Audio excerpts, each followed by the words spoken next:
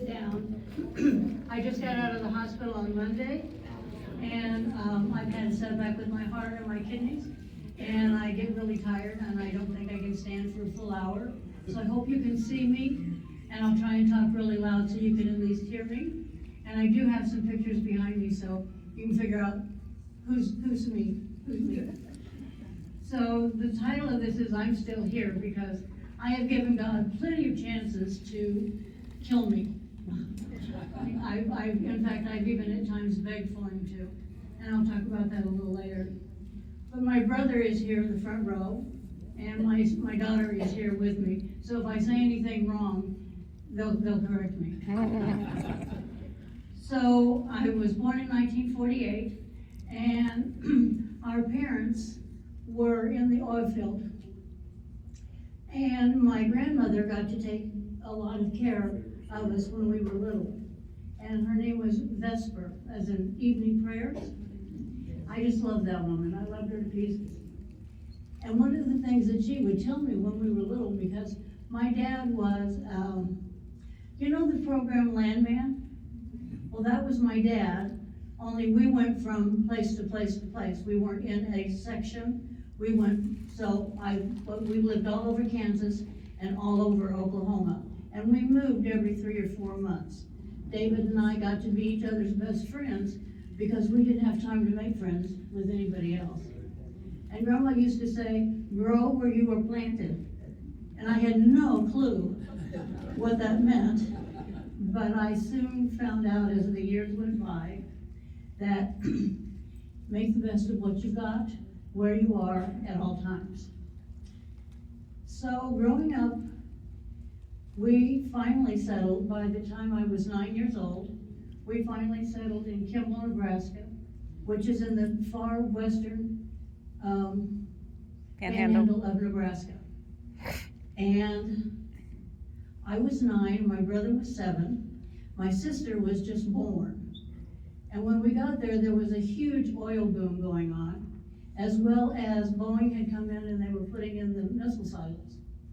So the town was just overrun. It was a population of 3,000 that was now over 6,000, and everybody was going crazy. We couldn't find a place to live, so Dad found a room above the Five and Dime. And I remember those old wooden steps that you would go up. And it was one room, so Mom and Dad got the bed, of course. Tina got her own bed, she had a crib, and they put that in the closet, and David and I got to share the couch. And that's how we started school in Kimball, Nebraska.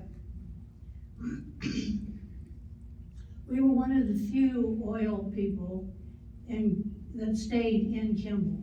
So we actually became part of the town. We weren't considered oil trash. We weren't being called names anymore, because the town was really upset that the whole town had been upset, and there was split school times, and everything was just kind of a mess. But we stuck it out. Dad started a new and used oil field equipment business, and then later on he went into his own oil drilling. So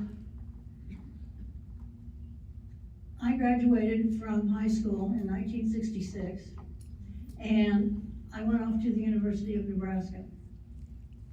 Now, I'm just this little girl who doesn't know very much about college or a big town bigger than the size of 5,000 people. And it was a shock to me, an absolute shock to me, that they actually wanted you to go to class, and they wanted you to pass that class in order to give you a grade. I was used to just doing my homework but no, they really required a lot more of me than I really thought that was going to be necessary. Plus, I found out that I was dateable. I wasn't so much when I was in Kimball, but all of a sudden people were asking me out for dates, and I was really having, to be honest with you, I had a great time. Just had a great time. So in 1967, I go back home, and I am not asked to return to the University of Nebraska. So now what do I do with my life? And that was the big question. So Dad fixed Mom and Dad were in the living room and they fixed themselves a scotch and water, and Dad bought me a 6-pack of beer, and we're sitting there and we're talking. And he kept saying, what are you going to do with your life? What are you going to do? Have you made up your mind? What are you going to do? And I just kept thinking, I don't know what I'm going to do. I'm just so totally lost. I have no idea what I'm going to do. I had an idea in my head. I didn't realize that, I realized later, the next day, that I had actually said something out loud that my father actually was sober enough to have remembered. And so the next morning, he's waking me up and he's shaking my little foot and he's calling me Sweet Pea, which is my nickname. And he said, wake up, we're going to Denver. And I thought, oh great, we're going shopping. Oh, I'm so happy, oh, let's go shopping. So I get dressed and of course I have a hangover. And Dad takes the route to Fort Morgan, Colorado. And there's a big truck stop there. So we're having breakfast. And I said, so what are we going to do in Denver? And Dad said, well, do you remember what you said last night? And you know, it's terrible when you do remember that drunken moment. You do remember what you said. And I remember saying, well, you know, if I were a guy, I would just go in the military and I would let them take care of me and feed me and clothe me and shelter me. And then when maybe I would grow up and, you know, maybe then I could decide what I was going to do with my life. And my dad said, and you were going into the military today. And I said, what? And he said, yeah, it's your idea, it's a good idea, and that's exactly what we're going to do. I said, how do we do that? He said, I don't know, we're going to figure it out. So off to Denver we go. We check in at the Marines. To my joy, they were full. And I did not get accepted by the Marines. So then we went over to the Navy, and to my disappointment, they were full. So was the Air Force, leaving me with the Army. And they were not full. And they were very happy to see me. Now this is 1967, and remember that women are not joined into the regular military until 1978 under Carter. So there are separate women's groups. And I am a WAC, I am a Women Army Corps is what I belong to. And I think there's a slide up here, me in uniform and maybe with the WAC emblem.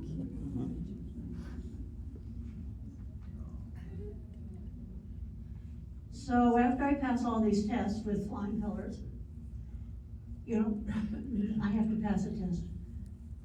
For the first time I fly with flying colors. So they're telling me that I'm going to be going to Fort McClellan, Alabama for basic training. I said, okie dokie. So they give me my instructions. Now I'm 19 years old. I have never gone any place by myself, let alone trying to get onto an airplane. So the taxi takes me to Stapleton Airport, and I had all these papers, and I just walked up to the desk and said, help me, what do I do? So they pointed me in the right direction. I did arrive in Fort McClellan, Alabama, which is close to Mobile. I went through basic training, I survived. I was quite surprised. Then I was transferred to Fort Benjamin Harrison outside of Indianapolis, and I was going to go to journalism school. So they had journalism school, so we did newspaper, we did radio, and we did television. So I really, really enjoyed going to school. I really enjoyed the journalism part. I did well with the radio part. I didn't do so well with the TV part. I don't know. I guess it's because I looked like I was 19 and wearing glasses. I don't know. So after graduation, and I learned a lot. And while I was there, I met a man a boy. His name was Bill, and he went all the way through. He got to go through all 3 of the classes. So I left for Fort Sill, Oklahoma. Now, I just told you that we moved every place. I lived almost every place that there was in Kansas and Oklahoma. And I had tons and tons of relatives in Oklahoma. The last place on earth I could ever want to go was Fort Sill, Oklahoma. I wanted to go to Alaska. I wanted to go to Hawaii, California, Florida, any place but Fort Sill, Oklahoma. When I got to Fort Sill, I thought I was going to get a job with headquarters.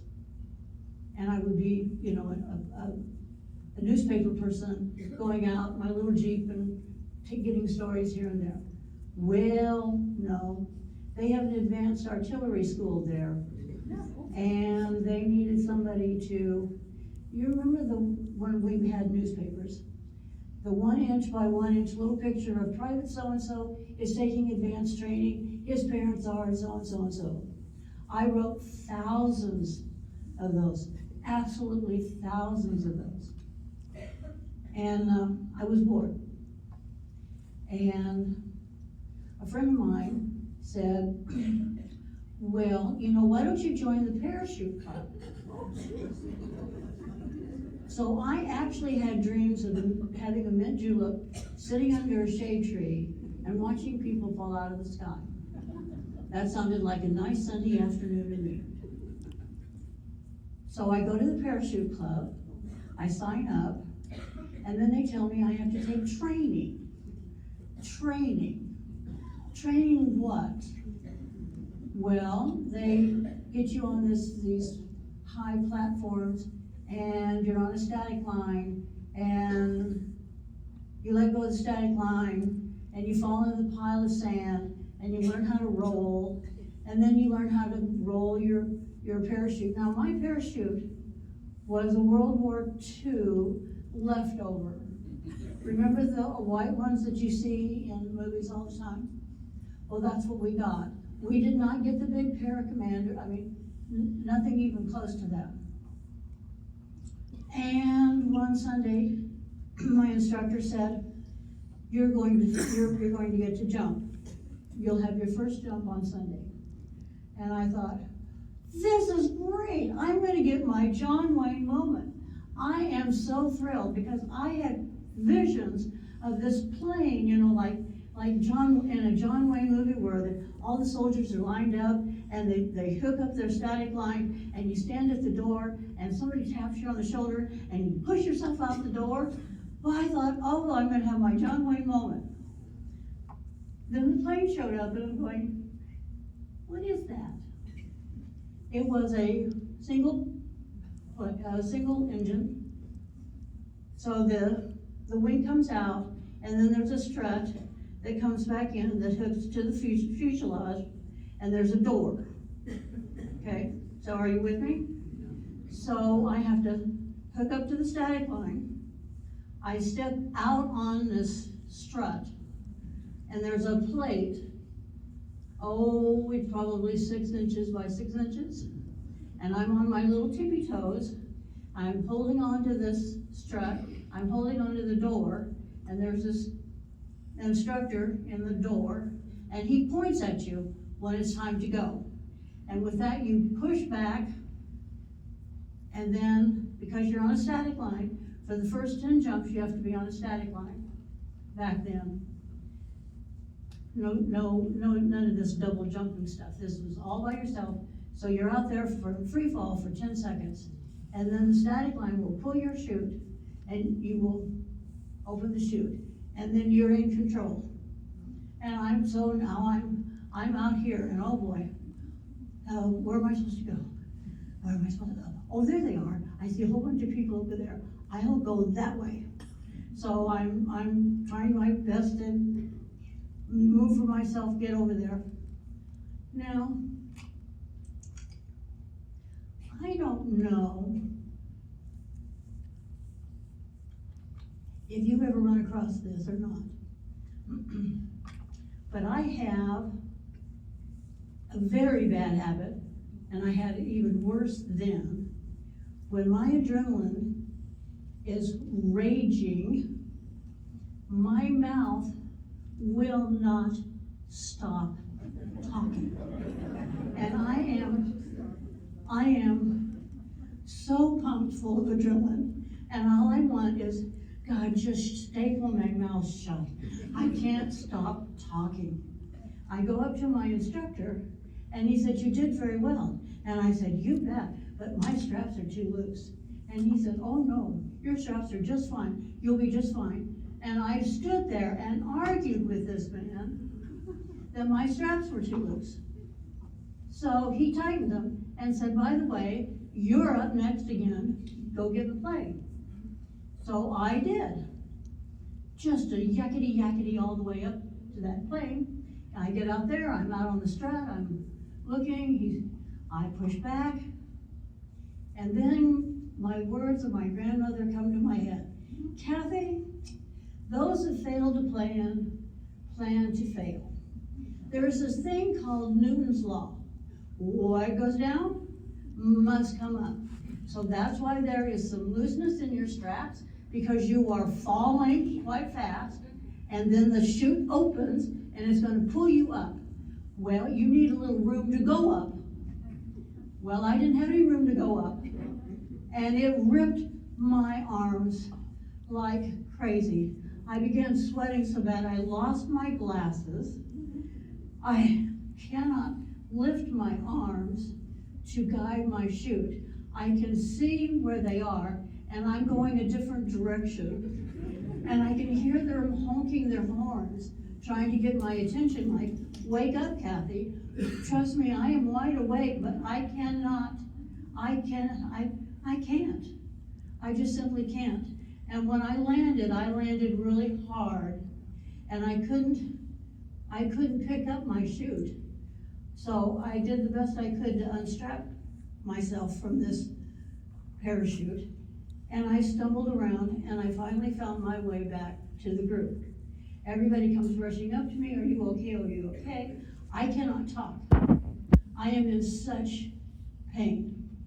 Plus, before I had LASIK surgery, I had a vision of 20/400. So it's not that I couldn't see the ground, I just couldn't see how fast it was coming at me. Now I'm in my car. Trust me, I can't see to drive, but I am not waiting around. I am going back to the barracks. I don't know how I made it there. To this day, I have no idea, but I made it back to the barracks. I go into the latrine, I take off my clothes, and I am black and blue. I am the most purple you've ever seen in your life, from shoulder down to my waist, and I'm just trembling. I cannot hold still. So I thought, well, maybe if I take a shower. That didn't help either. So the next morning I called up my office and said, I've lost my glasses, so I will be late to work because I have to go find some new glasses. So one thing led to another. I finally got some new glasses. I'm beginning to heal. And my friends are saying, you know, Kathy, this is like riding a horse. You need to get back in the air. You need to go do this again. And I'm thinking, oh, hell no. There's no way I'm doing that. And I really resisted for quite some time, but they kept nagging at me. And my conscience got the better of me, that I should apologize to my instructor, because I was an idiot, and I paid the consequences for that. And I suppose I should tell them that I'm not going to jump anymore. Well, I showed up, and the instructor saw me, and he nodded, and I nodded back to him. I didn't say anything, we just nodded at each other. And then the assignment person came over and said, are you well enough that you want to try another jump? And I don't understand where these words come from, but the word yes came out of my mouth.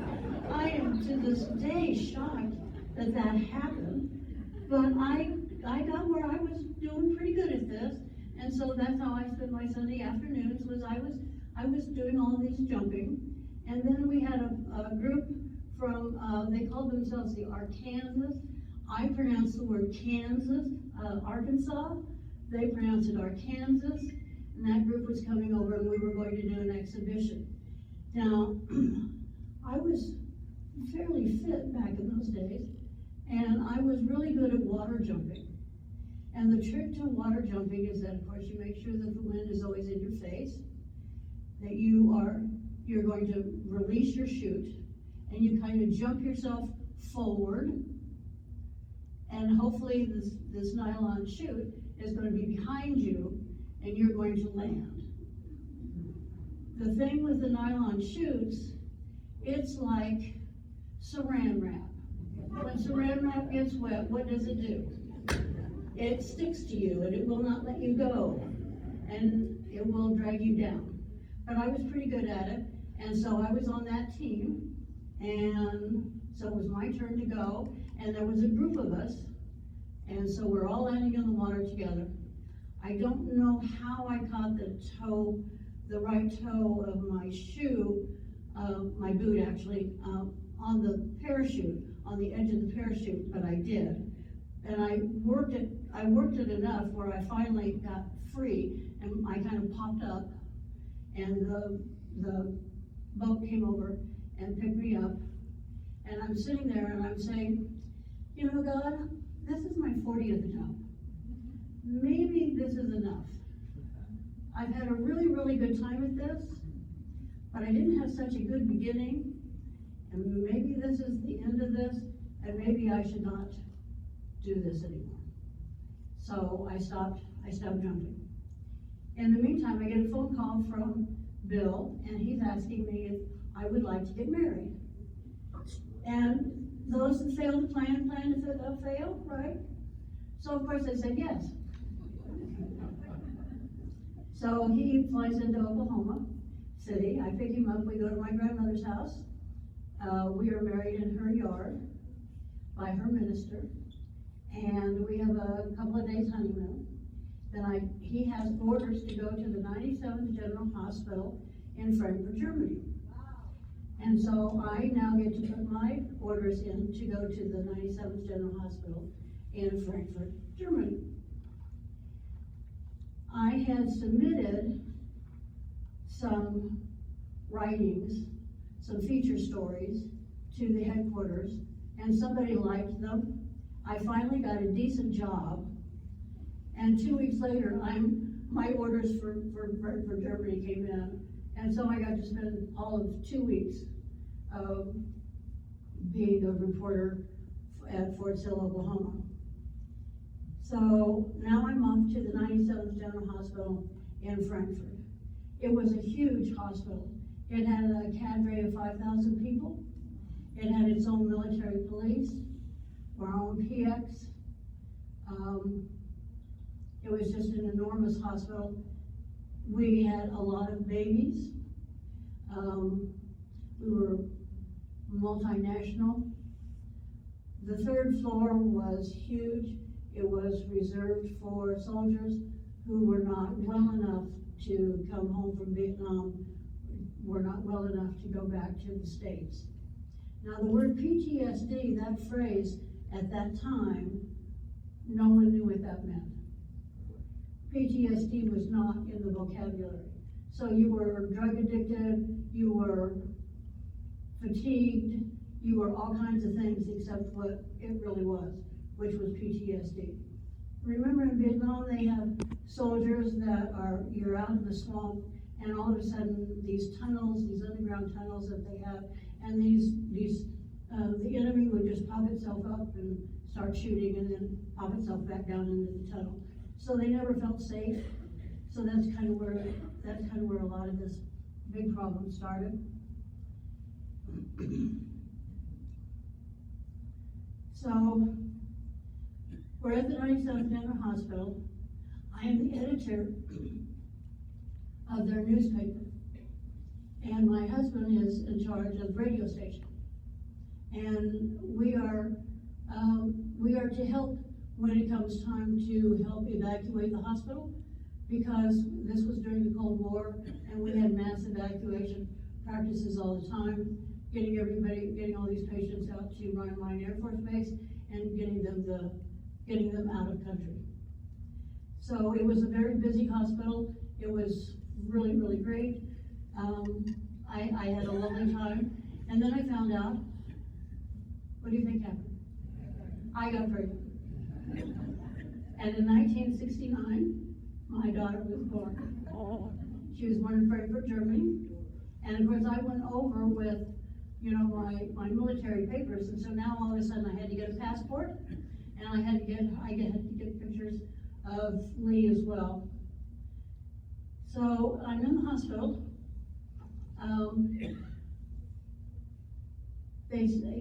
They're so busy there that they have these bassinets where you go to the nursery and you get your baby and you take your baby back to your room with you.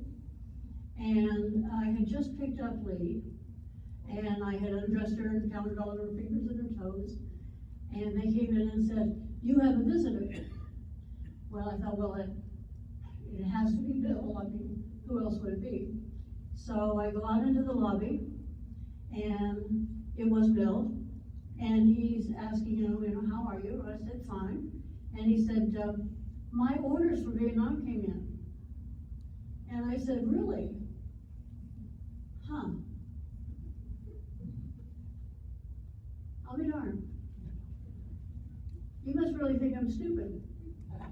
And he said, well, no, I don't think you're stupid.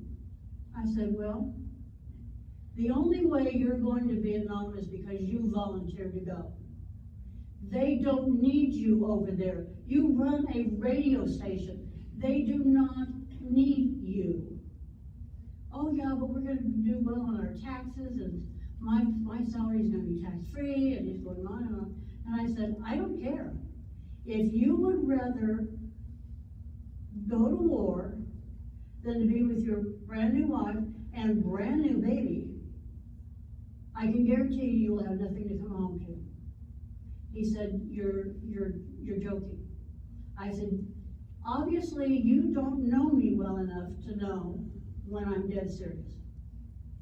So we got out of the hospital, we started packing, they came in and they picked everything up, and we moved. So we go to Denver. So that Denver is the largest airport to Kimball, Nebraska. And Mom and Dad are there waiting to pick us up. Bill spends a couple of days with us, and he gets on, and I take him back to Denver. I put him on a plane, and I filed for divorce in 1997. In 1970, I filed for divorce. So the next part is about Lee and I, and starting our new lives in Kimball, Nebraska, the little town I grew up in. We're living with Mom and Dad. And Grandma's old saying was, Kathy, be careful what you hate. The reason you need to be careful what you hate is because that's what you might become. And I found that out in spades. So we're in Kimball, and I have several jobs. I am working at the hospital, and I am working at a clothing store, and I'm also a teller at the bank. I am working like crazy, trying to save enough money to move out of my mom and dad's house. So, and then one night I got a phone call from a former classmate. His name was Dale Dees, and Dale called and said, I heard you were back in town. This is great. Would you like to go have coffee? So what do you think I said? That's right, I said yes. So Dale and I started dating, and Dale and I then married in 1972. Then things began to change a little bit. He goes to work for my dad, The clothing store that I was working part-time in now came up for sale, and I bought the clothing store. The best job I've ever had. I mean, I get to go shopping every day. I get to wait on people. I get to be with. I just absolutely loved doing that. And what do you think happened then? You're right. I got pregnant. So in 1974, I gave birth to my son. And by that time, the clothing store was going extremely well. I was becoming more prominent in the community. I was president of the Chamber of Commerce.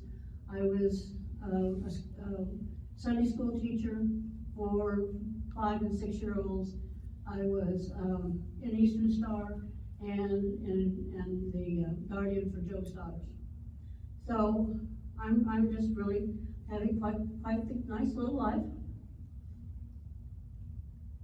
In 1977, I had to have female surgery. And so I'm in the hospital, and the doctor comes up to me, and he's sitting on the edge of my bed, which I found to be a rather unusual thing. But he sat on the edge of my bed, and he said, "Kathy, the anesthesiologist thinks you're an alcoholic." And I said, "What are you talking about? Do you not know who I am? I mean, who are you talking about? Me?" And he said, "Why would he say something like that?" Well, evidently, it didn't take very much anesthesia to put me under for my surgery, which meant that my cells were already very saturated with an anesthesia, and it didn't take very much to put me completely out. So I said, "Well, he's wrong." And Dr. Forsman patted me on the leg and said, "Anytime you want to talk, you just give me a call and we'll have a chat." I said, "Well, that won't be necessary, as there's nothing to see here. Everything is fine here." So 6 years later, my sister-in-law is getting remarried. Her first husband had passed away, and I had had more female surgery. And I was very tired. So we go off to the wedding, and while we're at church, I said to Dale, "You know, I am just really tired. I think you should take me home. I know the kids really want to go to the dance and the reception, and they're really counting on it. And why don't you just take me home and you guys go have fun, and you go have a nice time." And he agreed to that. So what do you think I did? So I'm sitting in the living room, and I'm looking out the window, and I'm making sure that he has turned the corner, that they have left. And I go downstairs where my bar is, and I start drinking. And I keep looking at my watch. I have to be careful of the time, and they need to be back upstairs, and in my jammies, and in my bed, before they get home. Well, being unsober, I lost track of time.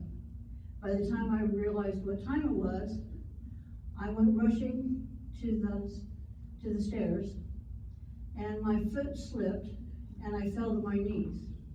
Just as the back door opened, and my 2 children are standing there looking down at me.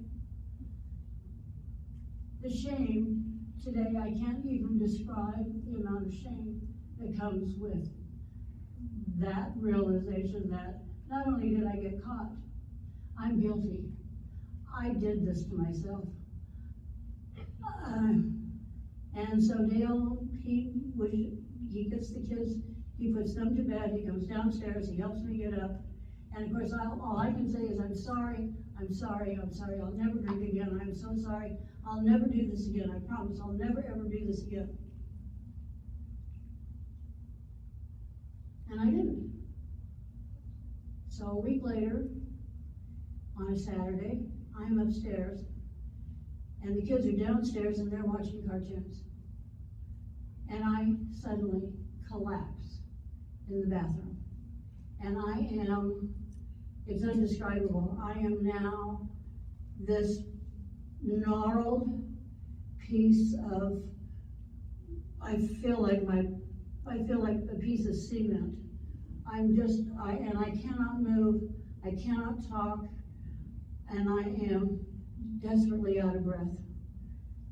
The kids come running up, they call their dad. Pretty soon here comes the ambulance. You remember the old houses have the more narrow hallways? Well, they couldn't get the stretcher from the bathroom through the hallway. So Dale physically picked me up by my elbows and he waddled me out and put me on the stretcher and off to the hospital, this little bitty hospital, we go. The doctor keeps saying, I think she's having a heart attack. And I want to say, no, I think I'm going through the DTs. But I can't talk. So they keep giving me shots, trying to get me to relax so that they can do some testing on me. They put me in a room. The nurse, she hooks me up to the machine that is going crazy. I mean, the lines are going everywhere, and it's very loud, and it's just me and this machine, because when she left, she shut the door. And I thought, that's odd. So I took a moment, and I physically said, God, I don't care what I have to do for the rest of my life, but get me out of here. Whatever you want me to do, tell me, that's exactly what I will do. But I have to get out of here. I'm going to die if I stay here. Help me. Save me. And with that, the door opened, and my whole family came in, and of course everybody's just very upset. So they do run some more tests on me. They can't find anything definitive at that time. And they tell me I can go home. So Dale comes and gets me, we go home, and I went to the phone, and I called a friend of my dad's. Now remember my dad, back when I was being told I was going into the military and with these scotch and water, and we were all drunk in the living room? Well, my dad was an alcoholic, and he had friends that were not alcoholics, or recovering alcoholics. So I went to the phone and I called Dick Stormberg, a friend of my dad's, and I said, hi, this is Kathy Deeds. And he said, you know, I wished you'd called me. I'll be right over. And I'm looking at the phone like, but I didn't tell him what I wanted. So he came right over, we talked, and he said, you're going to your first AA meeting. I said, really? Now? And he said, there's no time like now. We're going now.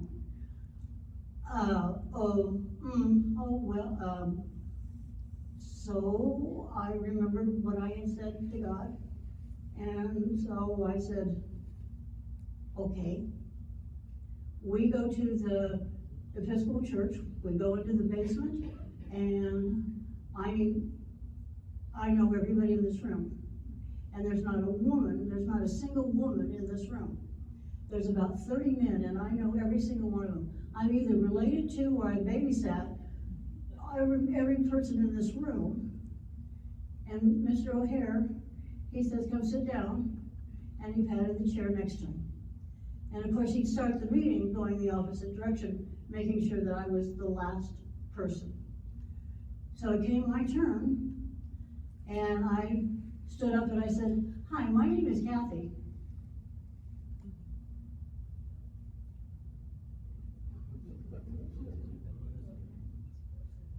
And I'm an alcoholic. They said, hi, Kathy.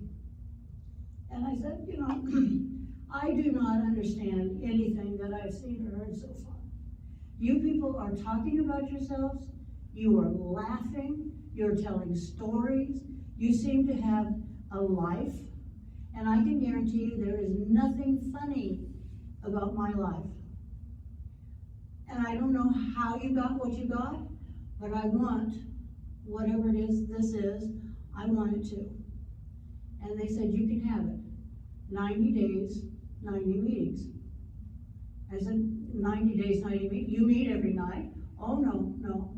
Between Sidney, Nebraska, Cheyenne, Wyoming, Scottsbluff, Nebraska, Stony, Colorado, in that 100-mile radius, there's one stoplight, that's Kimball.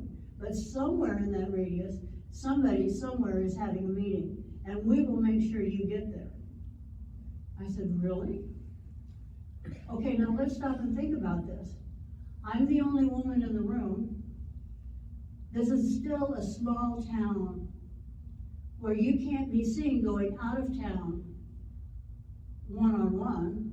So a group of men picked me up, 2 or 3 men every night for 90 days. Literally, 2 to 3 men for 90 days picked me up and took me to a meeting. A debt I can never repay. A debt that I have been trying the rest of my life to try to repay. My husband did not like me going off every night for 90 days with these other men. And we wouldn't talk about whatever it was we did at these secret meetings. And it was causing a lot of friction between Dale and I. It is not unusual, statistics show, that men who are married to an alcoholic woman will usually file for a divorce. It is more unusual if the woman to file for a divorce if the husband is the alcoholic. Usually she will stay with him, but the man will file for divorce. And that's what happened with Dale and I in 1984. So my mother then had a heart attack, and at that time, the prime interest rate was 21.5%, and she wanted me to buy her out of the dress shop, and I could not afford to do that. So I lost we had to sell the store. So my daughter and I moved to Fort Collins, Colorado, where I would have more opportunities of getting a job. Plus, when you're living in a small town, everybody takes sides. And I really didn't want to hear the other side. I had my side, and I thought my side was the truth. And I really wanted to move. So Lee and I moved. My son stayed with Dale and Kimball. I got really, really lucky when I moved to Fort Collins, Colorado. I got a job immediately at an insurance company. And then I heard my grandmother say in my ear, Kathy, to those as much is given, much is expected. And I knew that didn't mean money. I knew that meant giving back in some way. There was a woman at the insurance company. I was on the commercial side, and I was also the executive secretary for the president. And there was, on the personal side of the insurance company was a woman who was also divorced. She and I rented a 5-bedroom house. And one day one of her clients came in, and she said, Kathy, I'd like for you to meet Howard Jones. And it was nice to meet him. He was one of the pillars of the community. He owned the largest lumber yard in Fort Collins. He was a subdivider. He was also a philanthropist. And so I got to know Howard. And I don't know, he was 18 years older than I was. He seemed to worry more about our age difference than I did. But he said something one day, and to this day I cannot tell you what he said, but I said, are you in AA? And he said, yes, I am. I said, really? Me too. So I come to find out that Howard had, so with being an alcoholic, Alcoholics Anonymous So there's some anonymity in here that you want to preserve your privacy. And Howard used to say he got sober in really ugly, dirty places compared to where he got drunk. And he wanted someplace nicer for meetings. So he went to the hospital board. He talked them into giving a room, a facility room for AA meetings at the hospital, because you can come and go from a hospital and nobody knows why you're there. Are you visiting somebody? Are you sick? Are you getting a test? You can come in and out of a hospital as many times a day as you want. Nobody's going to ask any questions about it. So and I said, well, that's where I go. And he said, well, I started that. Well, okay. That was pretty impressive. As Howard and I, the years went by, we got to know each other better. We met in 1985 and we were married in 1991. Now, he's 18 years older, so his kids are married and have children, and mine are still in school. So we solved that problem by, we went to Las Vegas and we got married. We had a fabulous time.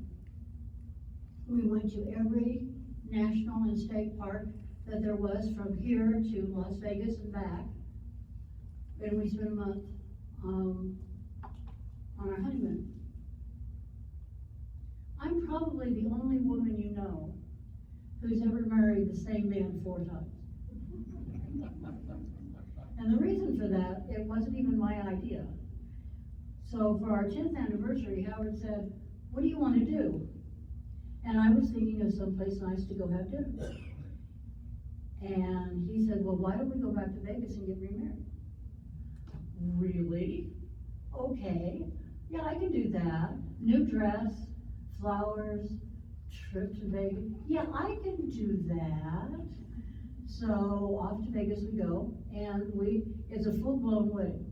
I mean, we were walking down the aisle, the music is going, we've got flowers, the photographer is there, the limousine people have picked us up, and we're having a great time. So for our 20th anniversary, what do you think we did?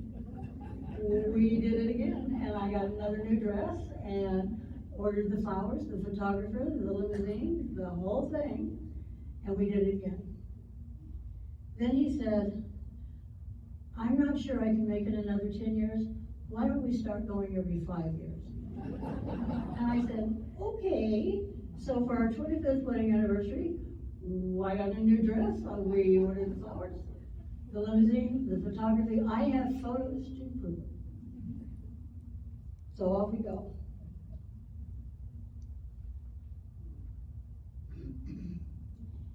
Howard and I did a lot of traveling.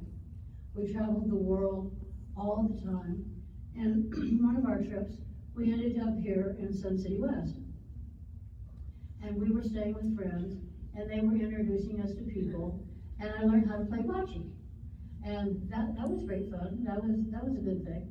And then they asked us if we'd like to come back again. And we did. And that time we bought a house.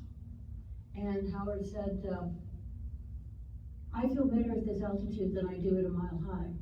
And I said, well, that's something for us to think about. And he said, I really want to live here. So we bought a house, and we became part of the community at that time. I got very busy. Howard had said, you know, I have spent all of my life doing philanthropy work, and now it's your turn. And he just kind of let me go. And I was like, okay. So we moved here in 1997, and in the year 2000, I joined the Sundome Performing Arts Association board. And I got very busy and very active with that, which then led to, in 2000, I got busy with Sun Health. And I was starting to be very, very busy with that. In fact, I was, remember back when they used to have the hospital auxiliary? And it had about 5,000 members because we had Boswell as well as Del Webb Hospital. And I was president of that in 2003 and 2006. And then I was on their foundation board for many, many, many, many years. Then I joined Benedilla, and I got very busy with them and all of their philanthropy work and trying to raise more money.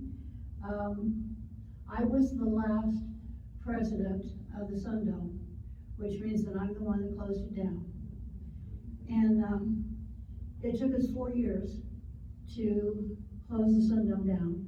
Not just all the legal papers, but we had this bucket full of money that we had. Remember Carol Hubbs? So we got her to, at that time, she passed some legislation that said that if your bylaws had changed for some reason and you were no longer able to use your money towards the purpose of the bylaw, that you could change that bylaw if the court agreed with you that it was a good cause. So we went to the court. They said we wanted to give it away in the form of grants to other performing arts associations, and they said that would be fine. It is harder to give away millions of dollars than you might think, because we were very particular about who we were going to give it to and how much, and we had a great crew, and it took us 4 years, but we finally closed the Sundome down. But I was also then on the Wickenborg Performing Arts Association, as well as the Peoria Performing Arts. And then on the side, I became president of the Bocce Club for 3 years, because that was just fun. That was just plain fun. So joining these groups and trying to give back was my way of trying to be true to my mother, my grandmother, when she said, "To those that much is given, much is expected." And I had a lot that I felt like I needed to give back. So in January of 2020, I started not feeling well, and I was diagnosed with congestive heart failure. And Howard then began his decline. He began to fall, and he fell quite a bit. And I remember January 6th of 2021, he had a major fall that night. And he did a little Charlie Chaplin dance across the Arizona room. He fell into the window, then he fell into a bronze statue, and then he fell to the floor, and his head is bouncing on the floor. And I'm screaming, your head, and he's screaming, my arm. So the EMTs come, he has a shattered right arm. And they won't do surgery on him because physically he is not well enough to do surgery on. Then he comes home, and this is on a Thursday. He was in rehab over here in Building A, and he was there for 3 weeks. He comes home, and he says, I want to take a shower. Well, we had remodeled the house, and so my walk-in shower, I could actually put a wheelchair through there. And I said, just a minute, I got 2 rugs I have to move. Just sit still and be right back. Well, of course, he stood up, and he fell, and I had to call 911 again. This time he had 2 broken ribs on the right side. So now he's got 2 broken ribs and a shattered right shoulder. And they're telling me to come pick him up. And I'm thinking, I have no clue how I'm supposed to do this. You cannot change someone if they can't lay down or help you. He wasn't eating. He was terribly dehydrated. And I finally said on Sunday, we need help. And I'm going to call for the ambulance to come and pick you up. And he said, why? And I said, I can't take care of you. I can't keep you safe. And you're not eating, and it's time we get some help. I can't just say, I want you to go to a nursing home, and they open the doors and say, you know, hallelujah, here you go, we're glad to see you. You have to have all kinds of doctor's recommendations before you can be put in a nursing home. So that's where we started. So on Tuesday, so this was on Sunday, Tuesday, I get a call from the nurse, and she said, you know, we gave him some remdesivir today, and he did this and he did that. And I said, you gave him remdesivir? Isn't that what they gave Trump for COVID? Well, he has COVID, didn't you know that? And I thought, oh my God, I was all over this man. I have COVID too, I just know I do. And as the week went by, my neighbors brought me over cases of Pedialyte and Gatorade, Ensure. I was drinking all of that. And my daughter kept calling, and she could tell by my voice. My daughter's clairvoyant. I swear to God she is. Because Monday morning, my doorbell rings, I go to the door, and there she is. And I take one look at her and I say, okay. She says, Mom. So I said, well, let me get my shoes, and then you can take me to the hospital. So I got back to the bedroom, and I guess now because I knew I was going to get some help, I collapsed in the chair in my bedroom. And I said, you're gonna have to call 911, I can't move. So up to the hospital I go, and sure enough, I had COVID. So this is on Monday, and I'm in the ER, and the hospitalist calls. It says, Mrs. Jones, we need to talk about Mr. Jones. And I said, well, I'm sure we do. I'm just downstairs. I've just been diagnosed with COVID. So, you know, you want to come down and chat, please do. So, of course, he doesn't come down. And about midnight, they say, we found you a bed. Now, this is February of 21. Please keep that in mind. So they get me in a wheelchair, they take me up to the 4th floor, and I say, the 4th floor, that's where my husband is. And they said, yes, we're going to let you go see him. And I knew then that this was a blessing, because so many people at that particular time were not allowed to go to the hospital. They were not allowed to say goodbye to their loved one. And because I was already sick and he couldn't make me sicker, I was allowed to say goodbye to Howard, and I got to spend the last hour with him. So they came in and they said, we found your bed, we're ready to put you in bed. And I did all of these favorite things. I was rubbing his legs, I gave him a kiss, I told him that I loved him and that I would be okay. I knew what he wanted, and it would be okay. So they were getting me into bed, and by the way, I didn't have a room. I had a bed out in the hall, and I was not the only bed out in the hall. And about 10 minutes later, they came and said, he's gone. So I came into the hospital a married woman, and now I'm not. And I'm feeling so sorry for myself that I don't even get a room. I have to sleep out in the hall. They did find me a bed the next day.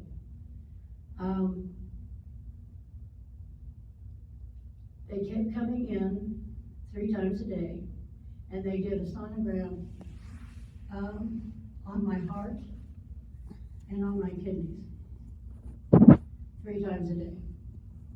And when I finally got out of the hospital and I went to Cardiac Solutions, and I said, what's up with the sonograms? Well, we couldn't put you in an MRI machine because you had COVID.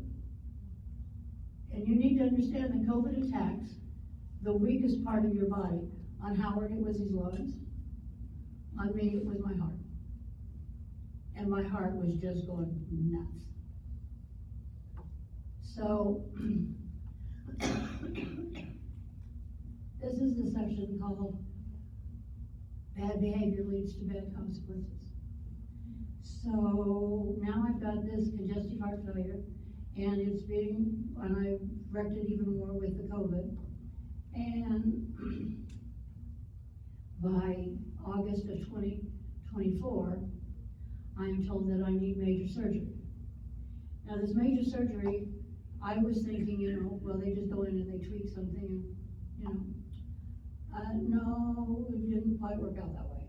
So I had open heart surgery. I had an aneurysm as big as my fist on my aortic root. I needed my atrial and mitral valves replaced. And I needed a bypass in the back of my heart, which they weren't sure they could do because of the scarring. Which brought me back to, hey, remember 45 years ago when I was in the hospital in Kimball, Nebraska? And they thought I was having a heart attack and I thought I was just going through withdrawal. But it turns out both things are true. So I had this 45-year-old scar. I haven't had a drink for over 45 years, by the way. They had a hard time getting through that scar, but they did make it. So my 6-hour surgery was a 10-hour surgery. Then I'm in ICU over at Boswell, and they're asking me to get up. Now the problem with that was, it wasn't because I was so weak, it was because I couldn't breathe. I simply couldn't, and I had oxygen on, but I could not breathe. And when they would get me up, it was like I was being choked. I simply could not breathe. And about 48 hours later, they brought in the dialysis machine. This great big noise, this rumbling, bringing this thing into my room. And I said, what's that for? Well, your kidneys are going bad on you, and we have to do dialysis on you. Okay. So we finally get through that part, and I still can't breathe. And they're trying to get me up, and they're trying to get me to walk. And I am complaining profusely. Something is wrong. I cannot breathe. Well, you're just not trying hard enough. The hell I'm not. I cannot breathe. And finally they decided to do an x-ray, and my lungs needed a thoracentesis. So I had my first thoracentesis. They took a quart out of each side of my lung. The thing was, they ended up doing that 9 times. So I am being bounced around because of insurance. I can only stay in one place for so long, and then they have to move you on. And I'm being bounced from one banner facility to the next. And I'm now over here in Building A. I'm on the first floor. I'm in rehab over here at Grandview. And all of a sudden, I start coughing.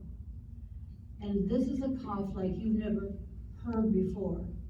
And I cannot stop coughing. And I'm coughing, and I'm coughing, and I'm coughing, and I'm ringing the bell for the nurse. The nurse's aide comes in. He's then hollering for the nurse, who's then hollering, call 911. And then suddenly it's very dark, and I'm hearing this woman's voice, and all that she's saying is, this woman should be dead. I don't know why this woman isn't dead. Why isn't this woman dead? This woman should be dead. But what had happened was that my hemoglobin had dropped down to 3.5. And they said that I'm bleeding. I'm bleeding profusely somewhere.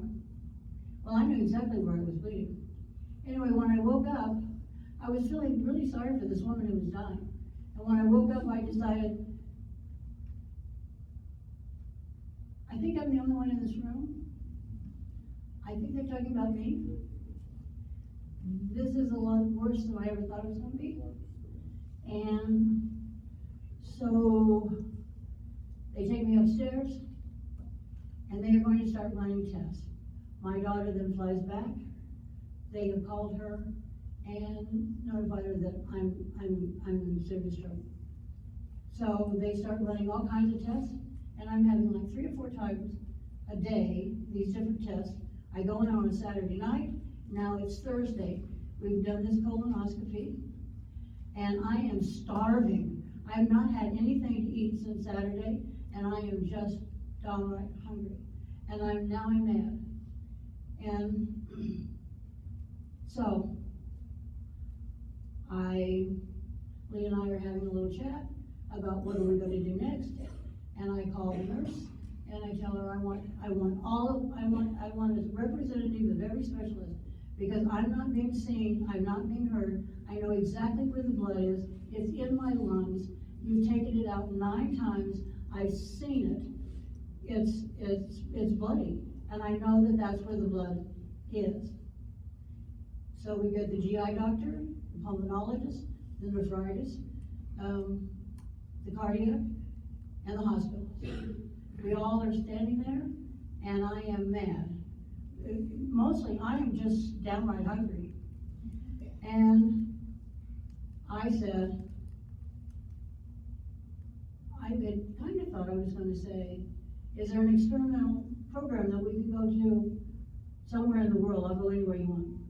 And instead, I said, what about hospice? And they all said, yes, that's a great idea. Let's do that.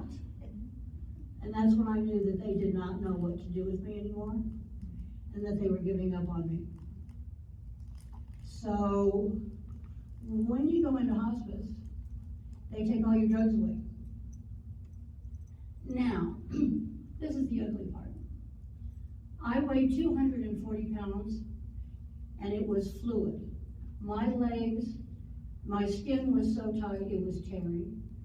I had mittens for hands. I couldn't hold a spoon.